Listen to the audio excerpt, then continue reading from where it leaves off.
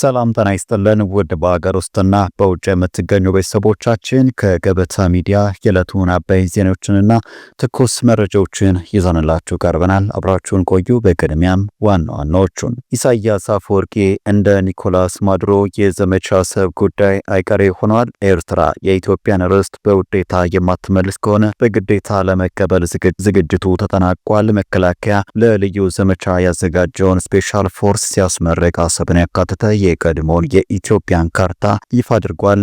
እንመለከተዋለን።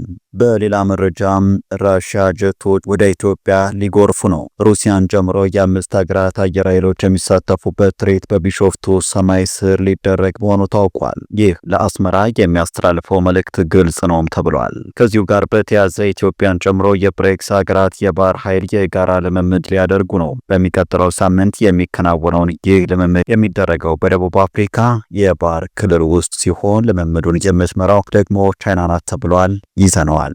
ጀነራሉ ወደ አዲስ አበባ አቅንተዋል። አጣብቂኝ ውስጥ የገቡት የትግራይ ጊዜ አስተዳደር ፕሬዝዳንት ሌተናል ጀነራል ታደሰ ወደ አዲስ አበባ መግባታቸው ተሰምቷል። ጀነራሉ በሁለት ሳምንት ገደማ ልዩነት ወደ አዲስ አበባ ያቀኑት አይቀሬ በመሰረው ጦርነት ጉዳይ ከጠቅላይ ሚኒስትሩ ጋር ለምክክር ነው ተብሏል። እስከ ዝግጅታችን ፍጻሜ አብራችሁን ስትቆዩ የምታደምጡት ሌላኛው ጉዳይ ነው።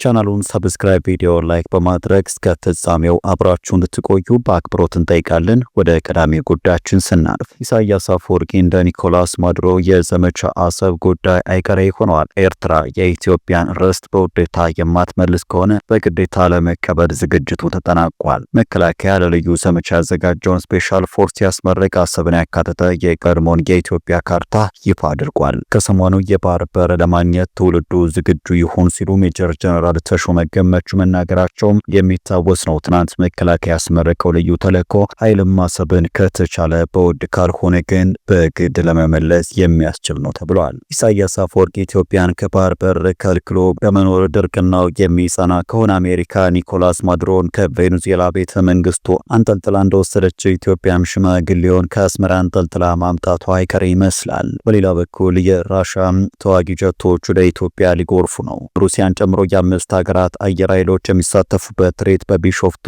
ሰማይ ስር ሊካሄድ መሆኑ ታውቋል። የኢትዮጵያ አየር ኃይል ምስረታ 9ኛ ዓመት በዓልን ምክንያት በማድረግ የጥቁር አንበሳ የአየር ትርኢት 2006 ከጥር 15 ቀን እስከ 19 2018 ድረስ እንደሚካሄድ ተሰምቷል። ልዩ በሆነውና የኢትዮጵያንና አጋሮቿን የአየር ኃይል አቅም በሚያሳየው ትርኢት የኢትዮጵያ፣ የሩሲያ፣ የተባበሩት አረብ ኤምሬቶች፣ የሞሮኮና የቼክ ሪፐብሊክ አየር ኃይሎች ናቸው። በተጨማሪም የወደፊቱን የአቪዬሽን አቅም በጋራ እንገንባ በሚል መሪ ቃል የኢትዮጵያን አየር መንገድ ጨምሮ የቻይና፣ የአሜሪካና የደቡብ አፍሪካ ግዙፍ ኩባንያዎች የሚካተቱበትና ከ25 ሀገራት በላይ የሚሳተፉበት የአቪዬሽን ቴክኖሎጂ ኤክስፖ 2026 ይካሄዳልም ተብሏል። ከዚሁ ጋር በተያያዘ ኢትዮጵያን ጨምሮ የብሬክስ ሀገራት የባህር ኃይል የጋራ ልምምድ ሊያደርጉ ነውም ተብሏል። በሚቀጥለው ሳምንት የሚከናወነው ይህ ልምምድ የሚደረገው በደቡብ አፍሪካ የባህር ክልል ውስጥ ሲሆን ልምምዱን የምትመራው ደግሞ ቻይና ናት። የደቡብ አፍሪካ መከላከያ ኃይል ሮብ ዕለት ባወጣው መግለጫ ይህ ልምምድ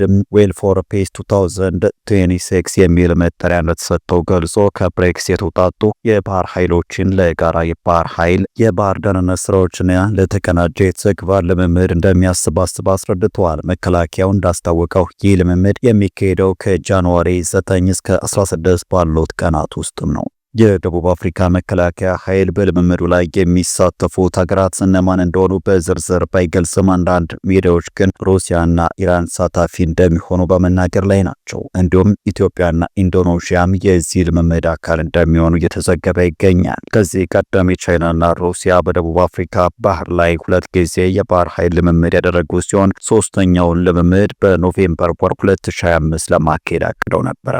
ይሁን እንጂ ይህ ጊዜ የቡድን 20 አገራት ስብሰባም በጆሃንስበርግ የተካሄደበት በመሆኑ ልምምዱን ለሌላ ጊዜ ማራዘማቸውን ማስታወቃቸው አይዘነጋም። በሚቀጥለው ሳምንት ለሚከናወነው ለዚህ ልምምድ ቻይና ታይፕ 052 ዲኤል የተሰኘውን ሚሳኤል ተሸካሚ መርከቧን እያንቀሳቀሰች ሲሆን መርከቡ በኤደን ባህረ ሰላጤ አልፎ አሁን ኬንያ ሞምባሳ ወደብ ይገኛል። በሞምባሳ መጠነኛ ጥገና ከተደረገለት በኋላ ወደ ደቡብ የሚያደርገውን ጉዞ የሚቀጥል ይሆናል። እንዲሁም ሩሲያና ኢራን የጦር መርከቦች ወታደሮቻቸውን በተመሳሳይ ወደ ደቡብ አፍሪካ ልከው በጉዞ ላይ መሆናቸውን ዘገቦች አስረድተዋል። እነዚህ ሁሉ የኢትዮጵያ እንቅስቃሴዎች ለአስመራ የሚያስተላልፉት መልእክትም ግልጽ ነው ተብሏል። በቀጣይ መረጃችን የኢትዮጵያ የቀድሞ ጦር ኃይሎችና የፖሊስ ሰራዊት ማህበራት ህብረት መንግስት ያነሳውን የባህር በር ጥያቄ እንደሚደግፍና ከመንግስትና ከህዝብ ጎን እንደሚቆም ዛሬ በወጣው አቋም መግለጫ አሳወቀም። የኢትዮጵያ የቀድሞ ጦር ኃይሎችና የፖሊስ ሰራዊት ማህበራት ህብረት የቀድሞ የምድር ጦር፣ የባህር ኃይል፣ የአየር ኃይልና የፖሊስ አባላትን ያካተተ ነው። ህብረቱ የባህር በራችን ለኢትዮጵያችን በሚል መሪ ቃል ባካሄደው የፓነል ውይይት የባህር በር ማጣት የዘመናት ቁጭት መሆኑን ገልጾ ብሔራዊ ጥቅምን ለማስከበር ከመቼውም ጊዜ በላይ አንድነትን ማጠናከር እንደሚገባ አሳስቧል። በውይይቱ ላይ ጥናታዊ ጽሑፍ ያቀረቡት ብርጋዴር ጀነራል ካሴ ጨመዳም የባህር በር ጥያቄ ባለፉት 3 አስርት ዓመታት እንደ ወንጀል ይቆጠር እንደነበር አንስተዋል። አሁን አጀንዳው ብሔራዊ ሆኖ እንዲቀርብ ላደረጉት ጠቅላይ ሚኒስትር አብይ አህመድ ምስጋና አቅርበዋል። በክብር እንግድነት የተገኙት የጥንታዊት ኢትዮጵያም ጀግኖች አርበኞች ማህበር ፕሬዝዳንት ልጅ ዳንኤል ጆቴ መስፍን በበኩላቸው የባህር በር ጥያቄ 130 ሚሊዮን ህዝብ ላላት ኢትዮጵያ የህልውና ጉዳይ መሆኑን ተናግረዋል። ለዚህም ዲፕሎማሲያዊ መንገድ አማራጭ የሌለው መሆኑን ጠቁሟል። የቀድሞ ጀነራል መኮንኖችን ጨምሮ በርካታ የሰራዊት አባላት በተገኙበት በዚህ መድረክ ህብረቱ የባህር በር ጥያቄ እልባት እንዲያገኝ በሚደረገው ጥረት ሁሉ በአስፈላጊው ነገር ሁሉ ከመንግስትና ከኢትዮጵያ ህዝብ ጎን እንደሚቆም ልጅ ዳንኤል ጆቴ መስፍን አስታውቀዋል። በቀጣይ መረጃችን ጀነራሉ ወደ አዲስ አበባ አቅንተዋል። አጣብቂኝ ውስጥ የገቡት የትግራይ ጊዜያዊ አስተዳደር ፕሬዝዳንት ሌተናንት ጀነራል ታደሰ ወረደ አዲስ አበባ መግባታቸው ተሰምቷል። ጀነራሉ በ2 ሳምንት ገደማ ልዩነት ወደ አዲስ አበባ ያቀኑት ከፌዴራል መንግስት የተሰጧቸውን ቁልፍ የቤት ስራዎችን ለማስፈጸም መቸገራቸው እየተነገረ ባለበት አጋጣሚ ነው። ጀነራሉ ፊታቸውን ወደ አዲስ አበባ ዙሪያው የተፈጠረውን ውጥረት ለማርገብ ጥረት ቢያደርጉም ወደ መቀለ ሲመለሱ የጠበቃቸው ግራ ቀኝ የማያፈናፍን መሆኑ እየተሰማ ነው። ጀነራል ታደሰ ትግራይን ለሀገራዊ ምክክሩና ምርጫውን ዝግጁ ለማድረግ ተስማምተው ወደ መቀሌ ከተመለሱ በኋላ በገጠማቸው ችግር ላይ ከጠቅላይ ሚኒስትር አብይ አህመድ ጋር ይመክራሉ ተብሎ ይጠበቃል። ጀነራሉ የጊዜያዊ አስተዳደር ፕሬዝዳንት ቢሆኑም ትልቁን የወሳኝነት ሚና የተቆጣጠረው ህወሓት አሻፍረኝ ብለዋል። ጀነራሉ በአጭር ጊዜ ለማስፈጸም ከአዲስ አበባ የተቀበሏቸውን የቤት ስራዎች ለመፈጸም አለመቻላቸውንም ለጊዜያዊ አስተዳደሩ ቅርበት ያላቸው ሰዎች እየገለጹ ነው። ጀነራል ታደሰም በአጭር ጊዜ ውስጥ አስቻይ ሁኔታ ለመፍጠር ከተቀበሏቸው የቤት ስራዎች መካከል ትግራይ ለሀገራዊ ምክክርና ለቀጣዩ ሀገራዊ ምርጫ ዝግጁ ማድረግ ቀዳሚዎቹ ናቸው። ህወሓት እንደ ወልቃይት ያሉ አወዛጋቢ አካባቢዎችን ካልተቆጣጠረና ህጋዊ ፖለቲካ ፓርቲ ሰውነቱ ካልተመለሰ በሚል ትግራይን ለምክክርና ምርጫ በቅድመ ሁኔታ መገደቡ ይታወሳል። ትግራይ በበላይነት የተቆጣጠረው ህወሓት ይሁንታ ባለመስጠቱ የ1 ወር ገደማ ዕድሜ የቀረበው ሀገራዊ ምክክሩና 5 ወር የቀረው ሀገራዊ ምርጫ አይመለከተኝም የሚል አቋም ይዟል። ሀገራዊ ምክክሩ ትግራይን ሳያካትት መካሄዱ ትርጉም እንደሌለው በተደጋጋሚ ሲገለጽ እንደነበረ ይታወሳል። ይሁን እንጂ በመጨረሻ ምዕራፍ ላይ ደርሻለሁ ያለው የምክክር ኮሚሽን የትግራይን አጀንዳ መሰብሰብ የሚችልበትን ሌላ አማራጭ እያማተረ መሆኑም እየተሰማ ነው። 7ኛው ሀገራዊ ምርጫ ቢሆን በተመሳሳይ ባለፉት 5 ዓመታት ያልተወከለውን የትግራይ ህዝብ ማካተቱ አለመረጋገጡ ጥያቄ እያስነሳ ነው። ምርጫ ቦርድ በትግራይ ክልል አስተያይ ሁኔታ መኖር አለመኖሩን ከጀነራል ታደሰ ወረደ አስተዳደር መረጃ እንዲቀርብለት የጠየቀ ቢሆንም ህወሓት እስካሁን ድረስ ይሁንታ አልሰጠም። በፌዴራልና በህወሓት ውጥረት አጣብቂኝ ውስጥ የገቡ የሚመስሉት ጀነራል ታደሰ ወረደ እጃቸውን አጣጥፈው ላለመቀመጥ እየሞከሩ እንደሆነ ተሰምቷል። ይሁን እንጂ ሰሞኑን ይበልጥ ያየለው የህወሓትና የፌዴራል መንግስት በመወነጃጀል የተሞላው ምልልስ ውጥረቱን አባብሶታል። በቀጣይ መረጃችን በአልሸባብ እጅ የሚገኘው የኢትዮጵያ ወታደር ለጠቅላይ ሚኒስትር አብይ አህመድ መልእክት አስተላለፈ። በበርካታ ሀገራትና ዓለም አቀፍ ድርጅቶች በሽብርተኝነት የተፈረጀው አልሸባብ የተሰኘው ታጣቂ ኃይል የአንድ የኢትዮጵያ ወታደርን መልእክት ዛሬ ይፋ አድርጓል። ታጣቂው ኃይል በማህበራዊ ሚዲያ ባሰራጨው በዚህ መረጃ መኮንን ደስ የሚባለው ይህ ወታደር እንደ አውሮፓውያን አቆጣጠር በ2023 በተደረገ ውጊያ ላይ መማረኩን አስረድቷል። በወቅቱ በደቡባዊ ሶማሊያ በሚገኝ የኢትዮጵያ ጦር ሰፈር ላይ ጥቃት መክፈቱን ተከትሎ ይህ ወታደር በቁጥጥር ስር እንደዋለ የገለጸው ታጣቂው ወታደሩ አሁን በሶማሊያ ያልታወቀ ቦታ ውስጥ እንደሚገኝ አስታውቋል።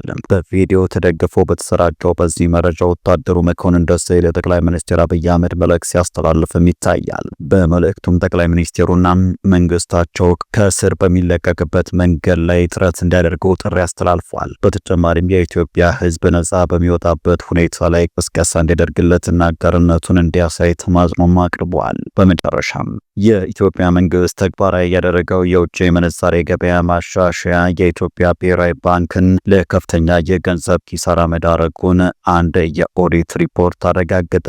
በሰሞኑ ይፋ የተደረገው የ2024/25 በጀት ዓመት የተካተተ ኦዲት የተደረገ የሂሳብ ሪፖርት እንደሚያሳየው ባንኩ በውጭ ምንዛሪ የተያዙ ዕዳዎችና ተቀማጭ ሂሳቦችን ወደ ብር ሲመነዝር ባጋጠመው ልዩነት ምክንያት ወደ 450 ቢሊዮን ብር የሚጠጋ ኪሳራ አስመዝግቧል። እንግሊዝኛው ሪፖርተር ጋዜጣ እንደዘገበው ይህ በኤምኤስኢ ኦዲት ሰርቪስ ኤልኤልፒ የተሰራውና አዲሱ የብሔራዊ ባንክ ገዢ ዶክተር ኢዮብ ተካልኝ ፊርማ ያረፈበት ሪፖርት ባንኩ በተጠቀሰው ዓመት ውስጥ 428 ቢሊዮን ብር የተጣራ ኦፕሬሽናል ኪሳራ እንዳጋጠመ ያሳያል። ለዚህ ዋነኛው ምክንያት ደግሞ ከጁላይ 2024 ጀምሮ የተተገበረው የውጭ ምንዛሬ ተመን ማሻሻያ የተፈጠረው የ445 ቢሊዮን ብር የምንዛሬ ልዩነት ኪሳራ ነው። ኦዲተሮች በሪፖርቱ ላይ ባሰፈሩት ጠንከር ያለ ማስጠንቀቂያ የግዙፍ ኪሳራ ወደፊት የውጭ ምንዛሪ ዕዳዎችን ለመክፈል ሲሞከር በተጨባጭ የሚከሰት ከሆነ የባንኩን የተከፈለ ካፒታልና የመጠባበቂያ ክምችት ጠራርጎ ሊወስድ እንደሚችል ጠቁመዋል። ይህም የብሔራዊ ባንክን ቀጣይ ህልውና አደጋ ላይ የሚጥል በመሆኑ ስትራቴጂያዊ ጣልቃ ገብነት እንደሚያስፈልግ አሳስበዋል። ይህ ሁኔታ የብሔራዊ ባንክን የዕለት ተዕለት ስራውን የማከናወን ዕዳዎቹን የመክፈል እንዲሁም የዋጋና የምንዛሬ መረጋጋትን የማስጠበቅ አቅሙን ይፈታተናል ሲል የኦዲት ሪፖርቱ አስፍሯል። ሪፖርቱ አክሎ እንዳመላከተው ብሔራዊ ባንክ በወርቅ ግዢና ሽያጭ ላይም ከፍተኛ ኪሳራ አስተናግዷል። ባንኩ አቅራቢዎችን ለማበረታታት ከዓለም ዋጋ በላይ የ15 በመቶ ጭማሪ በመክፈል ወርቅ በመግዛቱ ምክንያት በወርቅ ንግድ ዘርፍ ብቻም የ57 ቢሊዮን ብር ኪሳራ አስመዝግቧል። በዘርፉ ላይ አስተያየታቸውን የሰጡት የፋይናንስ ባለሙያ ዶክተር አብዱል መናን መሐመድ ለሪፖርተር እንግሊዝኛ ጋዜጣ እንደተናገሩት ኪሳራው የሚጠበቅ ቢሆንም በጣም አስደንጋጭ ነው ብለዋል። እንደ ባለሙያው ገለጻም ኪሳራው በዋናነት የመጣው ባንኩ ለአቡዳቢ ፈንድና ለሳውዲ አረቢያ ካለበት ያልተከፈለ የዶላር ዕዳ ነው ብለዋል። የባንኩ ካፒታል አነስተኛ ወይም 10 ቢሊዮን ብር በመሆኑ ይህን ኪሳራ መሸከም አይችልም። በመሆኑም መንግስት ይህን ለመሸፈን ቦንድ ከመሸጥ ውጪ አማራጭ የለውም። ይህም በመጨረሻ በግብር ከፋዩ ህዝብ ትከሻ ላይ የሚወድቅ ዕዳ ይሆናል ሲሉ ዶክተር አብዱል መናን አስረድተዋል። በሌላ በኩል ሪፖርቱ ባንኩ በተጠቀሰው ዓመት ለመንግስት በቀጥታ የሰጠው ብድር እንደሌለና አዲስ የገንዘብ ኖት አለመታተሙን አመላክቷል። ወደ ተመልካቾቻችን ለዛሬ ያዘጋጀንላችሁ አበይት ዜናዎች እነዚህ ነበሩ። ገበታ ሚዲያን ሰብስክራይብ ያድርጉ። ጤና ይስጥልን።